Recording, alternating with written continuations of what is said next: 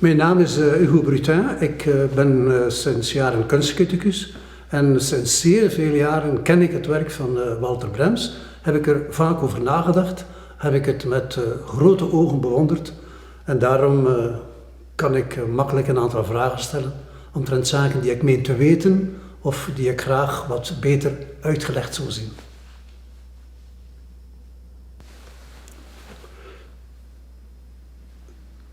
Is de achtergrond van je figuren of modellen iets belangrijks voor jou?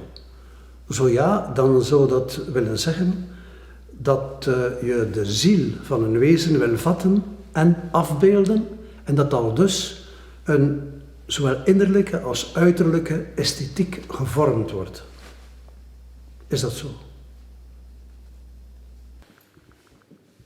Ik denk dat de controverse tussen de achtergrond en het model, hoe paradoxaal ook, dat het eigenlijk tot een symbiose kan leiden tussen beide. Alhoewel dat ik eigenlijk vooral beeldschone, irreëel aandoende jonge meisjes schilder, denk ik niet dat het eigenlijk een pure schoonheid is wat ik zoek. Ik ben eigenlijk meer op zoek naar die kwetsbaarheid, naar die ingetogenheid, naar schroom. Nou, ik denk dat ik geen meisje zou kunnen schilderen dat frank en zelfbewust naar mij staat te kijken. Dat zou niet de wereld willen, of niet de wereld kunnen zijn die ik wil creëren met het model, met de sfeer die ik wil bepalen. En ik denk dus ook dat als ik die uitdrukkingen, die rust, die gelatenheid wil weergeven, dat ik dat eigenlijk het beste kan tegenover die abstractie. Omdat ik anders hun breekbaarheid, hun fragiliteit niet zou kunnen weergeven, denk ik.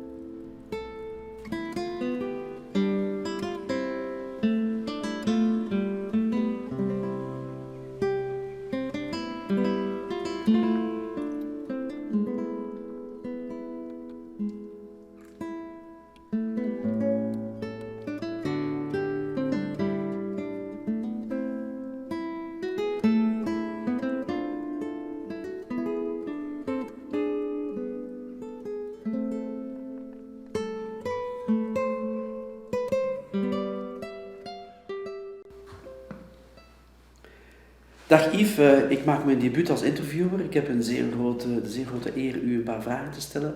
Mijn vraag is heel eenvoudig. Er bestaat zoiets als een collectief auditief geheugen. Mijn vraag naar jou toe is, hoe komt het dat er bepaalde composities in dat collectieve geheugen zitten en andere niet? Wat is het geheim daarvan?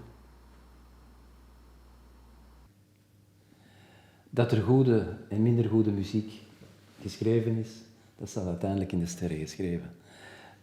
Maar laat ons voorbeelden nemen wat dat collectieve geheugen betreft. Bijvoorbeeld Yesterday van de Beatles, samen met de Bolero van Ravel, vergelijken met Ça c'est Paris van Mistinguett en de Kunst der Fuge van Johann Sebastian Bach.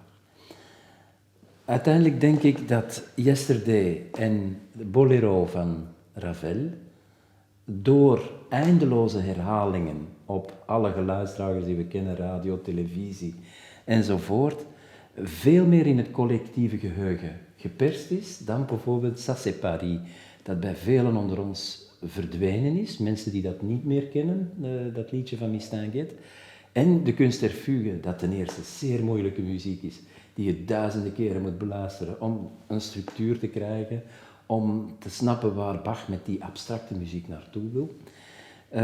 En dat is natuurlijk veel minder ingeprent in ons collectieve geheugen. Zo ook denk ik dat, ik spreek nu over westerse muziek, maar dat we bijvoorbeeld in Indië en Japan of andere landen andere muziek krijgen die in het collectieve geheugen als een blauwdruk achter blijft, doordat je dat meekrijgt vanuit de kinderschoot.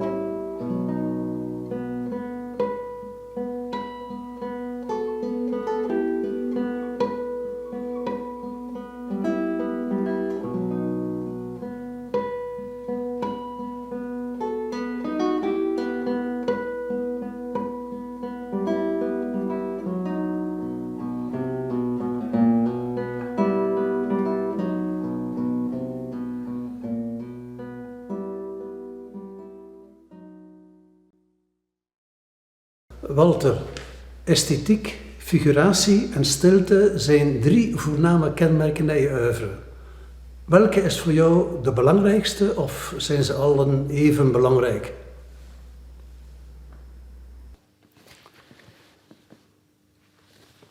Bij zo'n vraag krijg ik direct het gevoel dat ik over esthetiek moet praten. Ik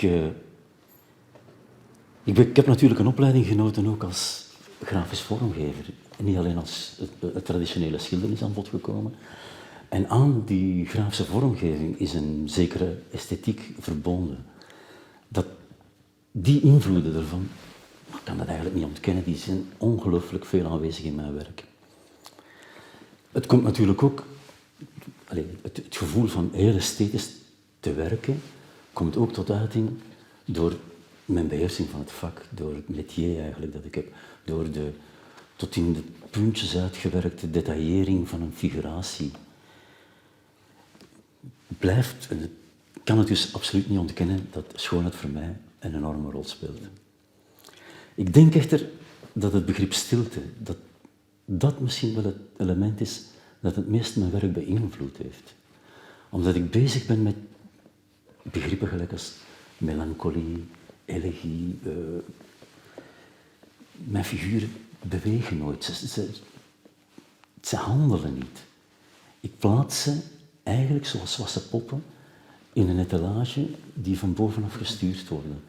En die stilte, die begrippen van stilzwijgendheid en weemoed en gelatenheid, die bepalen dus misschien nog meer dan de esthetiek die voortkomt uit het beeld dat je eigenlijk toont. Die bepalen eigenlijk misschien het meeste is mijn werk.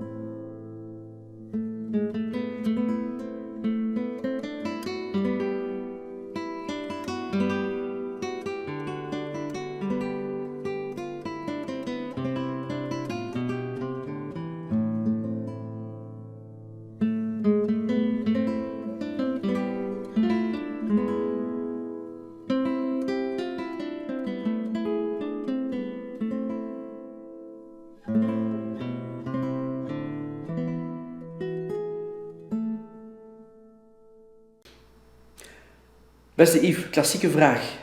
U vertrekt voor onbeperkte tijd naar een onbewoond eiland. U mag 3 muziekstukken meenemen. Welke ga je meenemen en waarom? Walter, ik ga je iets verklappen over mijn 3 werken die ik ga meenemen naar mijn onbewoond eiland. Dus het eerste werk zijn de trio-sonates van Johann Sebastian Bach. En waarom? Bach voor mij overstijgt droefenis en blijheid. En ik denk, als ik er alleen zit rond te lopen op dat eiland, heb ik vooral kracht nodig. Zowel in mijn droefenis als in mijn blijheid. Het een relativeert het ander. En ik geef eigenlijk een voorbeeld. Bijvoorbeeld een langzame beweging van Bach kan je even goed spelen op een bruiloft dan op een begrafenis. Het een overstijgt het andere. En dat heb je minder bijvoorbeeld met muziek die onmiddellijk emoties oproept, zoals Mozart. Een blije beweging is echt blij en een droevige beweging is droef. Een tweede werk mag een gevoelig werk zijn. Dan zou ik de symfonieën meenemen van Beethoven, omdat daar toch een en het ander in gebeurt. Zo.